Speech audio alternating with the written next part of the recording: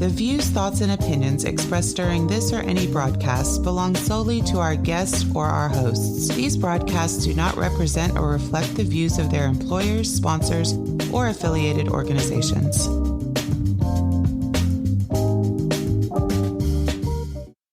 Welcome to the Flipboard EDU Podcast with your host, William Jeffrey, where we collaborate, communicate, and educate with the greatest educators in the world on Flipboard. Let's start the show.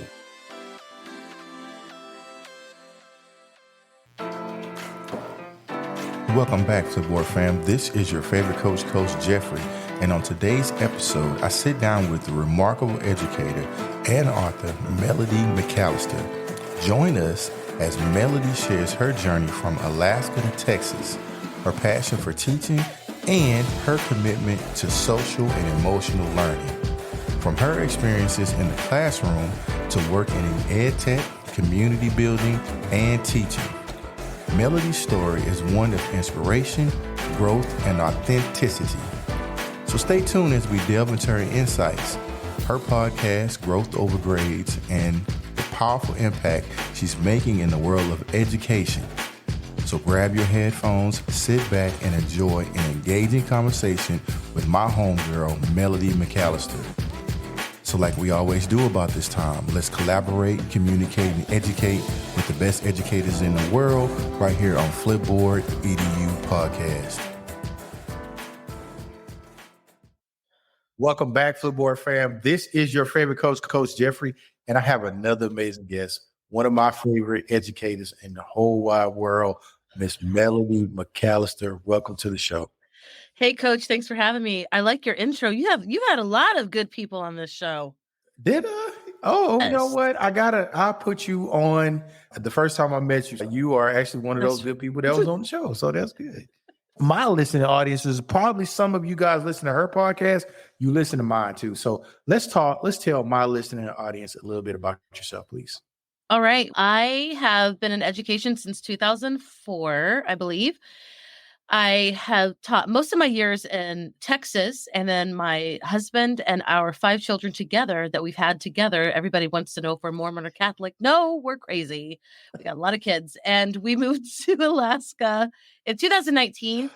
And when the pandemic happened, I was homeschooling. I was working for different small businesses, educators, and I started a podcast, a book chat. Now I'm back in the public school system, teaching middle school English language arts and social studies, and running communities online, and just being myself, and just grateful to be connected with educators like you, Coach. Yes. So let's talk about being yourself. We all met where you facilitated a thing through Beluga. And this is going to be my friend. I'm going to tell you right now, we all going to be friends after that. You have a way to live your life. So let's talk about you first. You're a wife, you're a mother, you do a lot of different things, but you're uniquely you everywhere you go. Where do you get that courage to be uniquely yourself in every space? I feel like we are all whole people. Like you said, we each have different roles, and I'm also an author, and I love writing. And it took me a long time to really love myself. And now that I do love myself, and I like myself, I like hanging out with me, and I'm a whole person. So I feel like if I can be myself, then that invites you to be yourself, and anybody around me to be their authentic selves. And that's who I want to be. I feel like for a long time, I just didn't have that courage, and I felt always less than. That was a big theme for me, feeling less than, whether it was about my body type or my lack of talent or some sort of whatever. I always kept myself down. And I think right around the time I hit my midlife crisis around 40, I was just like, F that stuff. I am, you only got one life to live it every day. Yeah. Yes, I agree with you on that. So you said F that stuff, and then you decided to live your life. Was that during the pandemic, or was that after the pandemic? Because I can't believe you're 40. I know you got 5 kids. I'm going to be 43 next week. Yeah, thank you. So it was probably during the pandemic when we moved to Alaska. So right before we moved to Alaska, the year before, my husband had this like emergency quadruple bypass, and we had just had a baby. Our youngest was like 6 months when all this happened. And it was just a crazy freaking year. And so he needed a few months to recover. So I was working and taking care of everything. My dad had just passed. And then we moved to Alaska. It was like the craziest year ever. And when we moved to Alaska, I took a year off because it had been just such a frenzy. And I really started to take stock of my life. And then the year anniversary to us moving to Alaska from Dallas County was the year that the pandemic hit. So I was just about to go back into the public school system with my 5 children. And I'm like, you know what? No. If I had learned anything is when your family is going through the fire, the school district is not going to be the one to go out for you and do anything. Like it's all on you. And so I thought, here, my husband's still in the first year of recovery. I didn't want him to get COVID. I didn't want my kids to get COVID. I was going to do everything. We were already homeschooling. So we just kept doing that. And so I started finding all these other talents. My book, The I'm Sorry Story, was published the month before the pandemic shut everything down. And then I just started my book chat. I started reaching out to people because here I am in Alaska. I don't have any friends, but I know all these people. I was working for EduMatch Publishing at the time. And I just started this book chat with all these authors that none of us are going to probably be on the top seller, USA bestseller. What are those? You know what I'm saying? What are those? Yeah. New York Times bestseller list. Yeah. New York. Yeah. All We that. we are but we love each other. We love what we do. And developing that platform was fun. Yes. I think that's another way I might have known you. Were you ever in EduMatch before that? Yeah, EduMatch. I found them out because Mandy Freilich wrote this book called, oh gosh, it was about the fire within. Fire Within. Yeah. And I was a contributing author. And then, so we got to be good friends through that. And I was like moving to Alaska and I left my job mid-year. And she's, hey, we need a logistics manager. So I was publishing with them. And then I had submitted my book and I was publishing with them and I started doing their social media. So then I got to start meeting all of these edu heroes, Dr. Sarah Thomas too, and Mandy and all the others. And you came into my life too. I love it. Yeah. And so I think we had a mutual respect for each other. So you worked with EduMatch and then you got your family going in Alaska. You came from the great state of Texas to God's country, Alaska. What's the transition like in the school system there? Because you're also an educator and a good educator at that. I also want to mention that in 2017, you won the NAACP award. You're not just some small fry teacher who just happens to pick up and go, blah, blah, blah. You went from Texas to Alaska. What's the difference in the school system there? Thank you for that, by the way. The difference right now, the school that I work at, I have so much freedom and autonomy, and I am creating my own syllabus, creating my curriculum calendar like 20 years ago when I first started teaching in a little tiny town in Texas. But then when I worked in Garland, everything, like all my lesson plans were for the whole year was mapped out already. So number one, I have freedom, but I also work for a charter public school. Like it's with the public school system. The charter schools here in Alaska are different from like charter schools everywhere else. We're still with the public school. So I still answer to Anchorage School District. So I should really watch my mouth when I say stuff on this show. We can always cut it out. So. You do what you got to do, Coach, to help me keep my job. I'll keep you employed. I will keep you employed. Thank you. I feel like in some ways, it doesn't feel too different because I don't think Texas is at the top education wise. There's not a lot of different, just that it was really hot in Texas and it's really cold here. That is a difference. I want to go back to the relationship piece. You said there are kids who have gaps and then they have relationships.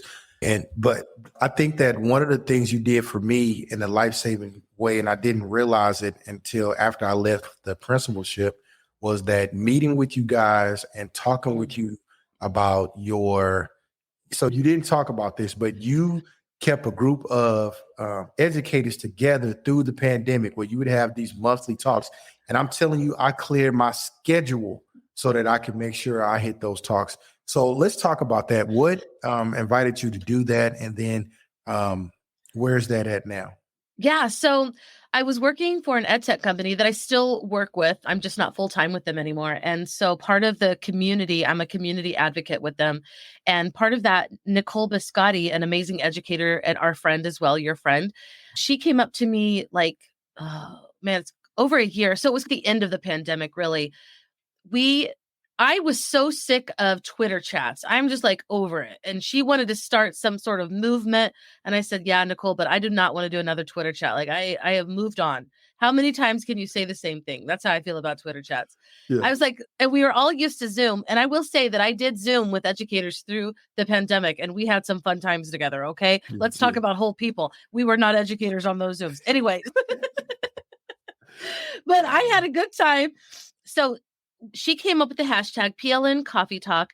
And so we met every month in the community with the ed tech company that I was working with. And we did it for over a year. And you were a part of that and still are a part of that. So even though it's not sponsored by the company that I was working with, now EduMatch has picked it up, which I think is even better fit because EduMatch is my most favorite educator community because EduMatch just embraces all of us. And you don't have to be specialized in anything because everybody has something to share.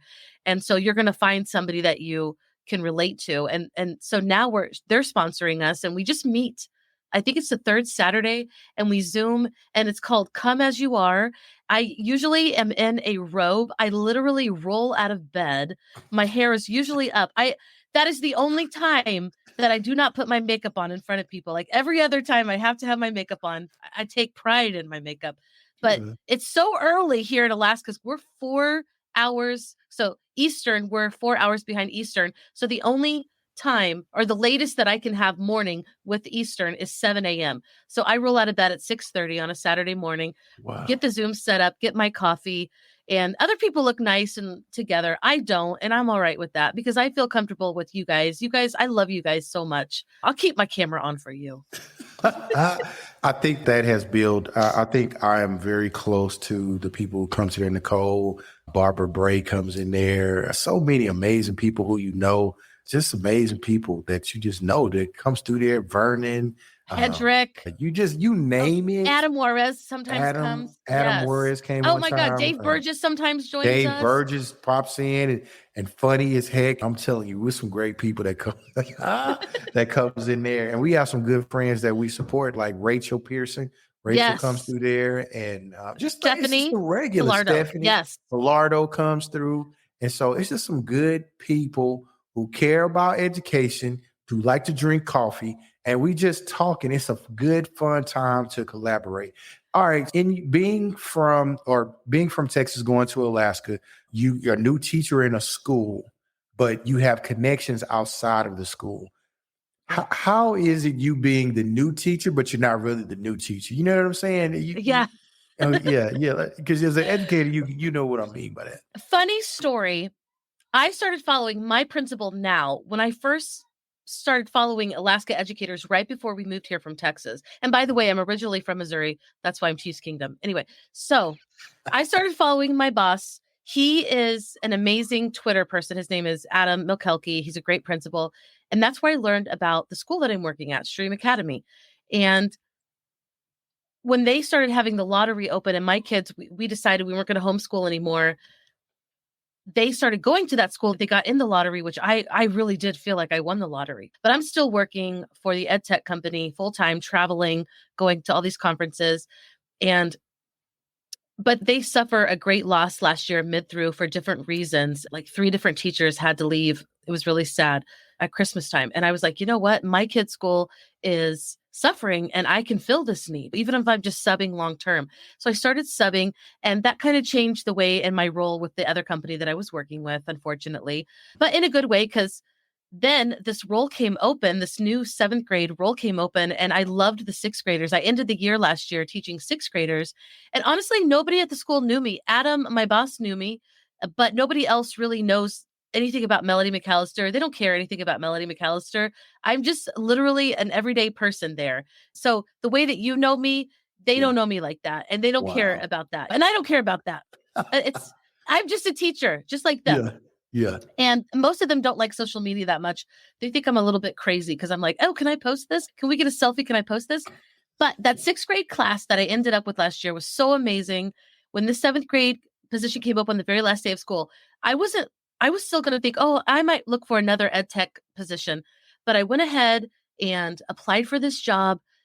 I didn't find out that I was going to get it until like in July. So all summer long, especially after ISTE, I saw you at ISTE. I didn't know if I was still going to get this job. They had taken a break after interviewing people.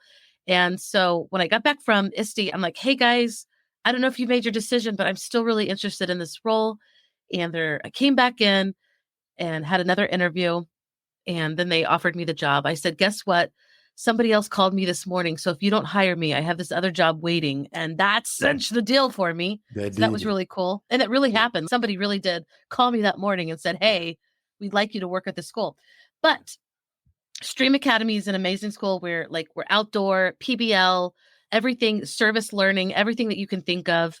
It's just an amazing school. I would not want to work anywhere else. There's so much teacher autonomy, standards-based grading, every theory that I ever loved and thought was perfect for education, the real change that we want to see, that's what we implement at this school. So I'm learning the ropes. These amazing teachers at the school are teaching me the ropes, and I'm loving it. I'm tired AF, okay? Tired AF. But I love my job. I wake up every morning ready to go to work. Yes. And I think working with you, that'll be good. My question for you is, what does school leadership look like for you? Because I think in your next step, should you go, I would love to see you as a principal. Have you thought about that? Briefly, when I was younger, I thought I would be a leader, but I think I had some narcissistic issues to deal with. I thought I was I had an inflated, just kidding. Mostly just kidding. I did consider when I was younger, I thought maybe I really wanted to see education change. And I thought that might be the way to go. But then as I saw what principals have to do, I don't know if I want any of that. However, I think you can be a leader in any role that you are. And I am a leader from where I am.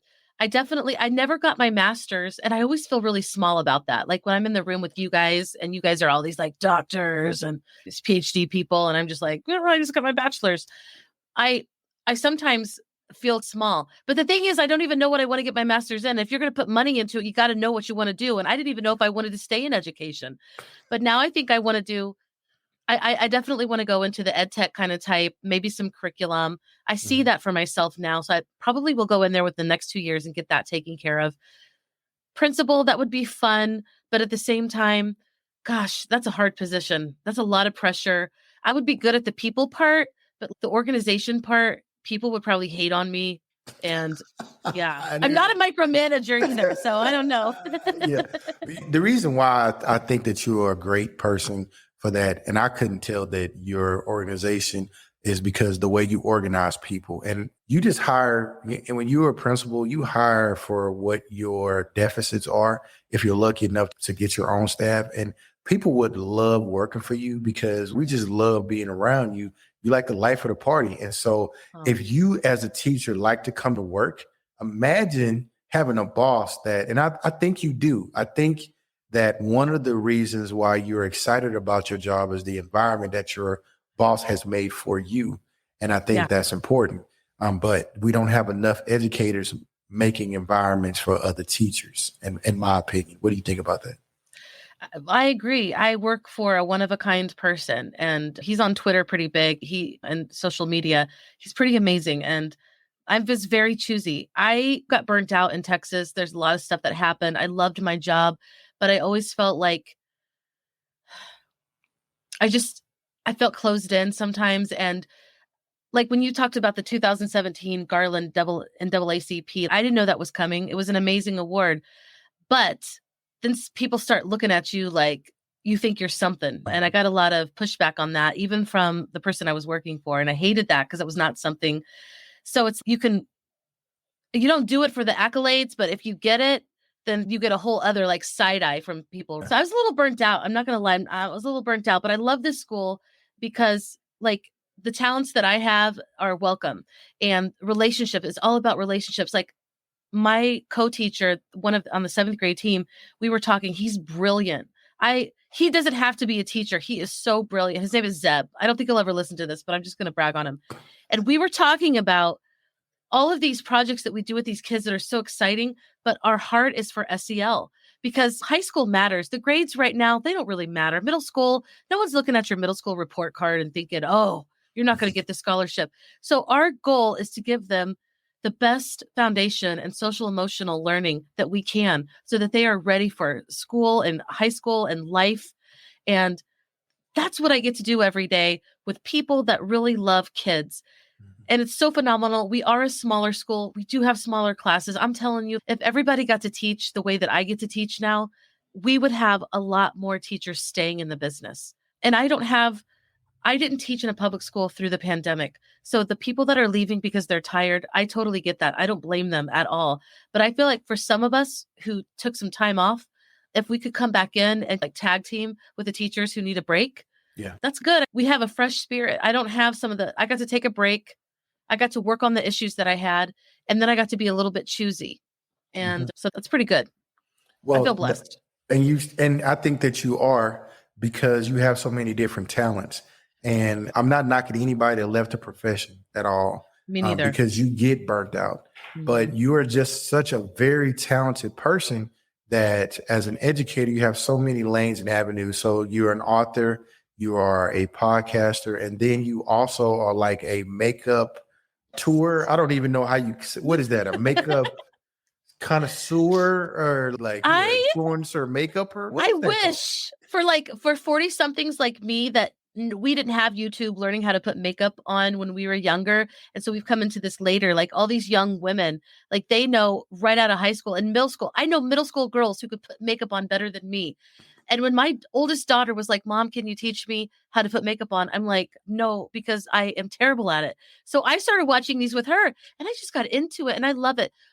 Every person, no matter what they do, they need to have an outlet and a hobby that gets them out of that role. And I needed that. So makeup is fun for me. I was feeling really crappy before we started talking. I don't know if you can tell I'm a little congested. So I put my makeup on and I feel like $1 million right now because it just transforms you. And then I created this little community because I'm really good at the Facebook communities. I love it. That's just dedicated to makeup. And all these women are, and there's some men too. It's very inclusive and all different ages, all different walks of life. If you love makeup, if you want to get better at it, and I try to find, I post my own stuff, but I also find amazing makeup artists that are, their ages are different, their body types are different, their skin color is different. Like all of these, I try to make it a really inclusive male, female, and it's just an amazing community. And that's what I love the most. More than anything, even teaching is that extension. I think that I love community and teaching is community. Good teaching is community, and it just extends for everything that I do is community. And that's why you're in my life, because you're also a community member and you feed community because we're better together. Yeah, most definitely. I got to give it to you because one of the things that I keep you around is because of your multifaceted way. So I like educators who are not just stuck in the classroom. And I think that mindset of I'm stuck here. Oh, I only have a bachelor's. Because I'm gonna be honest with you, I only have 2 masters because there are people with double doctors. And so in my position, if I shouldn't say in my position, I've met some people who prefer for you to call them doctor before you do anything. And I tell them, y'all call me coach, no matter what you think I am. Okay. I'm very good at that. I'm very good at that. And so I like that you have those other avenues because I think that's missing for educators, that well-rounded niche that you have found in that. And then you also have a son that's famous. One of your children is TikTok famous. Yeah. I'm pretty sure I haven't met all your children, but I did meet that other little guy. He's on TikTok. Yeah. One of my daughters. So I have 5 kids, all of my husband, we have all of them together. Yeah. And one of my daughters said, how come you only put Wit on TikTok? And I said, I'll put you on TikTok. He's the only one that ever wants to be on TikTok with me. And he's so talented and he's a little ham. He sings, he dances. I hope that he does become Broadway famous someday. Yeah. People are like, make him sing opera for this stupid song. And I'm like, I don't make this kid do anything. He doesn't perform for us. I do what I go with his lead, right? Because one day he might not want to do this. He might actually be embarrassed. So I got to watch that. But right now he loves it. And it's really encouraging to him. He gets to sing and he's just so funny. Yeah. But yeah. And it's he gets it from his parents. I know he does. He does. My husband is quiet, but he sings. My husband can play many instruments. We all sing, we dance all the time. He's an engineer, but I'll tell you what, he can disco dance. He's a little bit older than me. I'm from the 80s. He's from the disco. And we can get down. Yeah. Okay. Yeah. Okay. We can throw it down. Wrong with that. Ain't nothing wrong with that. Shoot, get down and get back up again. I like that. I love that. That's beautiful. Melody, you have a book, and I want to make sure your book is, I want to talk about your book too. Mention your book is the I'm Sorry Story, but I also want to talk about your podcast, Growth Over Grades. I want to pull this book. Yeah. It's right here. Thank you for mentioning my book. I actually have more written. I just haven't had them published yet because I'm too busy with life. Also because I'm a loser. Anyway, I love this story. This is such a big part of me. And it's in dyslexia font because I had so many students with dyslexia. Anyway, this I'm Sorry story helps young people navigate taking ownership for when they have been wrong to other people. It is such a great conversation starter. I have it on my YouTube channel. If you don't want to buy it, you can get it for free. All these lessons with it. It's just an amazing social emotional learning tool. And if you look at the stories with Sorry, and I'm one of the top. Yeah. So I love it. It's for all time. It's not going to go out of style because the way that we need to relate to other people will never go out of style. And I think it's very inclusive. I love this. I'm very proud of it. I just need to have a book that accompanies it. And my next story, it's already there. I have to get it illustrated. I love writing. And so, yes, I'm Sorry story. And it is in dyslexia font. I want to give a shout out to Dr. Sarah Thomas because I said, hey, what if we put this in dyslexia font? What do you think? And let's go for it. So she's so cool. Yeah, that's what we did. That's why it looks a little funky. Yeah, that's good. I am dyslexic. And so I can really tell when I can read it. Yes, ma'am. That's exactly. So does it like seem different to you? It stands out to me. I can read every word. It doesn't, and it's not going to flip. It almost like that at the bottom, it anchors it so that it doesn't turn it. That's the way I see it in my mind. Yeah. This font was created by somebody with dyslexia. Yes. Makes sense to me. And when I saw it, the first time I saw it, I think it was like 2017, I cried. That's just how excited I was. I saw it. Somebody was talking about it. They went to South by Southwest, and her name was Tanya Andrews, and we were a digital learning specialist. And I started crying. Like I couldn't help it. Like I don't think it was my book because this came out in 2020, but still, that's a really cool story. Yeah, I know. Coach Jeffrey don't cry a lot, but I cried about that. That was stupid, but I did it. I love you need to talk with my class. I didn't know that you were dyslexic. That is so cool. Yes. Now, let me share a story that I don't really share too much. So I did not learn how to read until I was in the third grade. I was illiterate. And I used to get in trouble at home. And it wasn't until Theo Huxtable on the Cosby Show brought home bad grades and they found out he was dyslexic. But up until then, I was getting my behind toe up because I was not paying attention in class. Everything was flipping around. I couldn't really see it. And so in the third grade, going to the fourth grade, I learned how to read. Part of the problem was I was in a small school. And at that time, special education was put with life skills. And I remember being in the room with life skills. This young lady wiped a nose booger on me and I was done. And I was like, I'm gonna learn how to read. And that's what happened. Green eggs and ham. I know it backwards and forwards. Wow. That's incredible. And I will tell you, so most of my years in education, I've taught fifth grade, and there were so many fifth graders that they finally got, diagnosed with dyslexia in fifth grade. And these kids, once they finally got help, it just changed the trajectory. They had thought that they were so stupid. They're like a C average. So if you can't read and you're making a C average, do you know how smart you are? Just because you're still holding your ground. And I was so proud of these kids. I cannot tell you, I had a number of them, a large number. That's why I wanted to do this.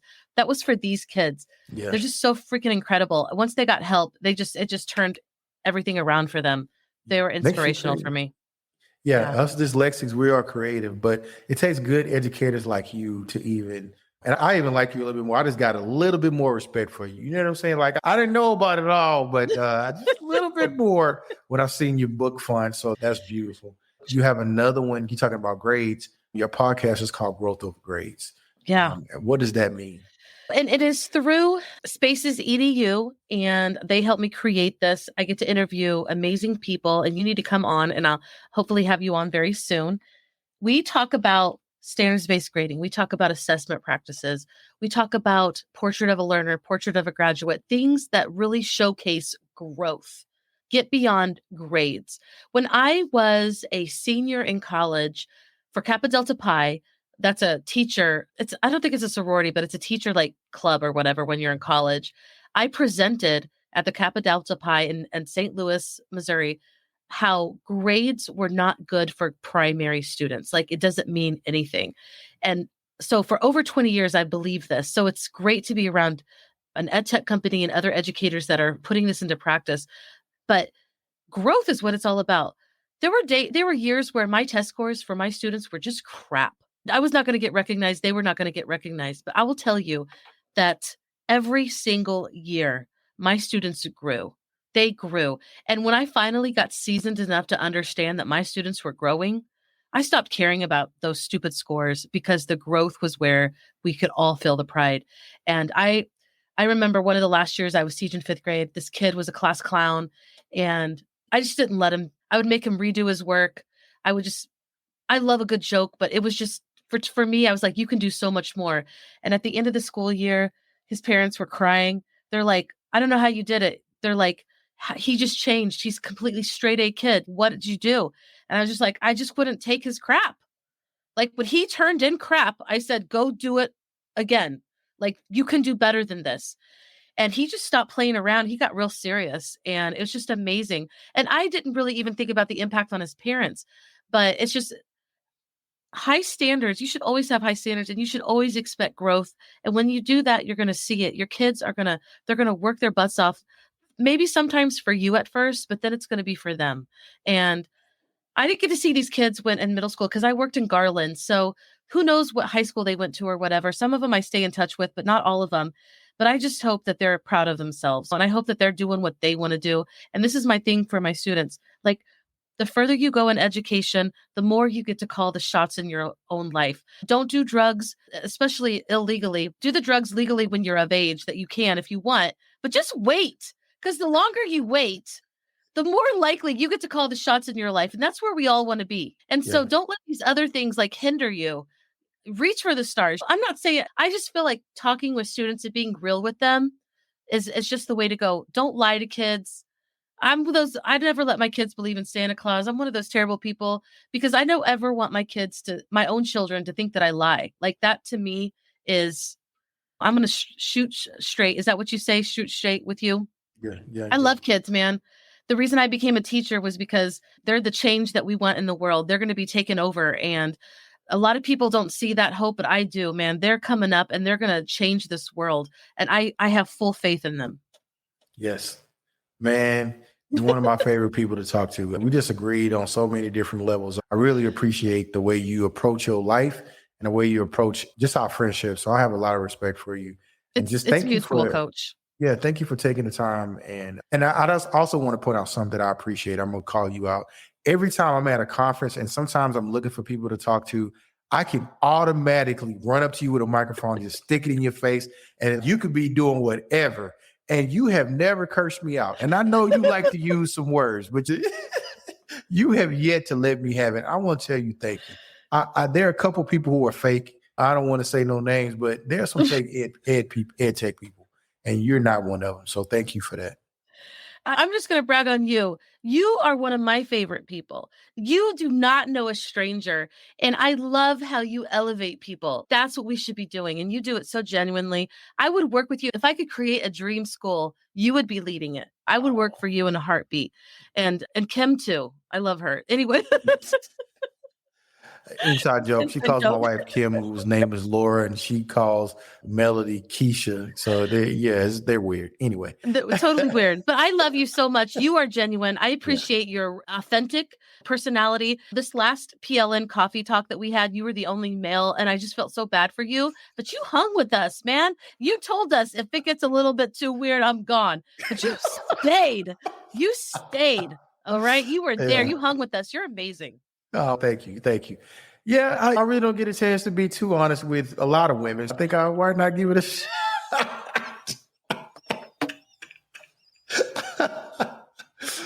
Oh, Melody. That's awesome. Melody, first of all, I'm just going to tell my listening audience that I can't believe we made it through this podcast without you saying one curse word. And that right there is It's a good thing. But I did that for you. I did it for you. Listen, I want people to listen to this, and I don't want to lose a job. I don't want to make you look bad. Like you're like a heavy hitter. You're up there. Like people are looking at you. I don't want to be cussing and ruining your image.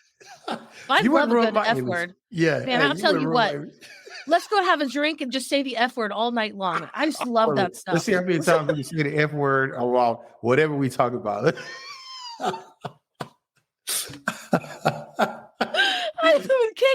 Kids cuss, like my middle schoolers. They're always cussing, and I'm just like, I learned a long time ago, like I don't write kids up for cussing unless they're telling me to F off. Then that's a different thing. But if they're just saying stuff, I said stuff when I was a kid.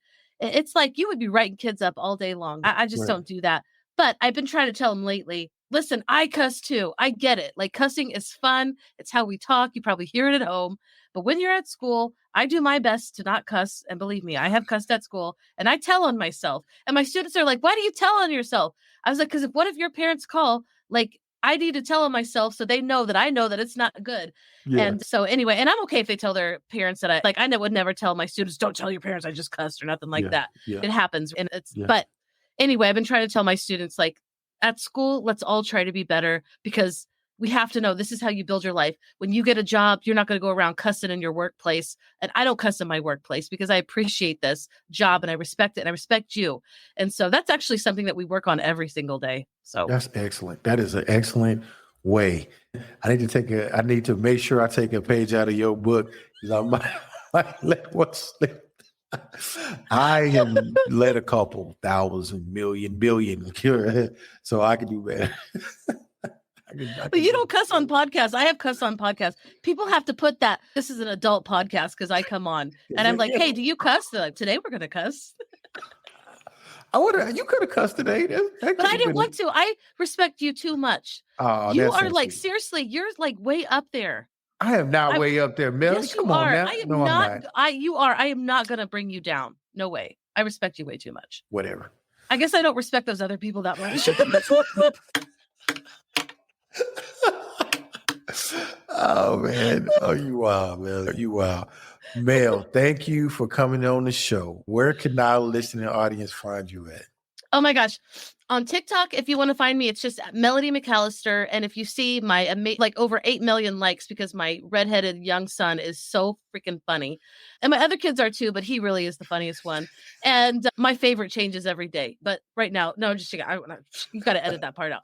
Okay, just kidding. You don't have to. They already know the truth. Anyway, you can find me you can actually find me on Twitter if I ever get my MJ McCallie rights back. That's where I used to always be, but I don't know. So you can also find me on our Twitter X at Melody McCallister 7, which is really random. And then on Instagram, it's MJ McCallie Writes. I do a lot of makeup on Instagram, more makeup on that than anything if you like makeup. But yeah, just Google me. I used to be the number one Melody. I don't know if I'm Melody McCallister. I don't know if I am anymore, but I'm on LinkedIn, Melody McCallister. Yeah. So just find me if you want to connect. I love You're on Amazon. You got Amazon. Oh, yeah. Amazon, I'm certified on Amazon. I got the blue check by my name. Yeah, I think I do too. Hold on, player. Yeah. I just don't know what to sell. My selling, I'm horrible. I need tutors.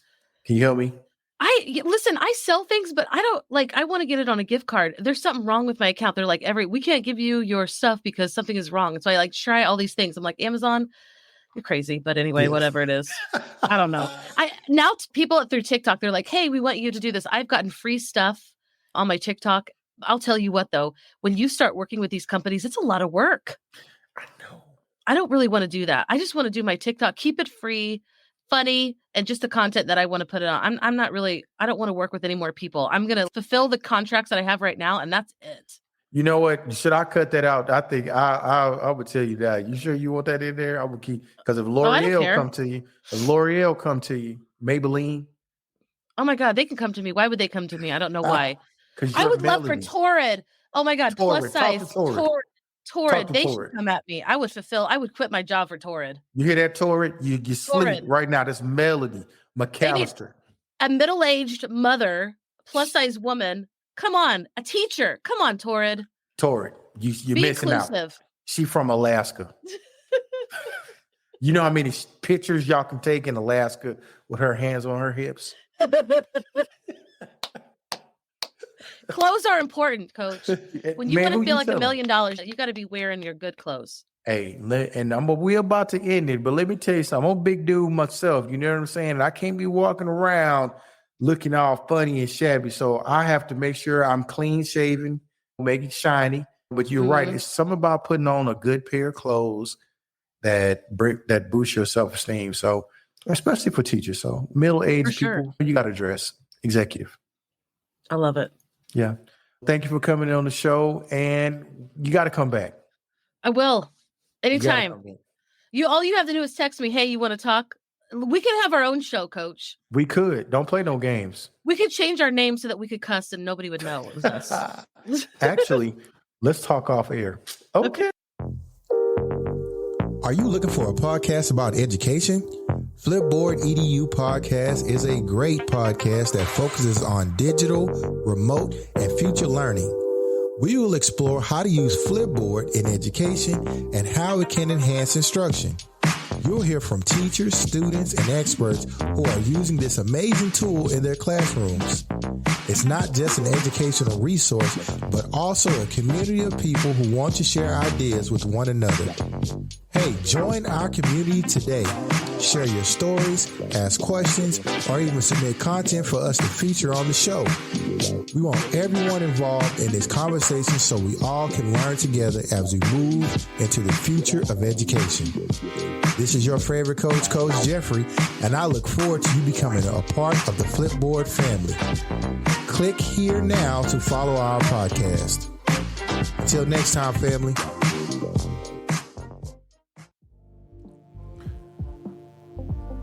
Flipboard fam, thanks for sticking with us on this episode. It's been an absolute pleasure having my good friend Melody McCallister on the show today. Her journey from Texas to Alaska and her dedication to education and social emotional learning with her passion for makeup and her passion for family has been truly inspiring. We can all take a page out of Melody's book, both literally and figuratively, by embracing our authentic selves and pursuing our passions. I definitely look forward to the future and the potential collaborations between me and my homegirl Melody. I want to thank you for tuning in to the Flipboard EDU Podcast. Be sure to follow us on social media and stay tuned for more episodes featuring amazing educators like Melody McCallister. So until next time, family, remember that every story on Flipboard has a plus.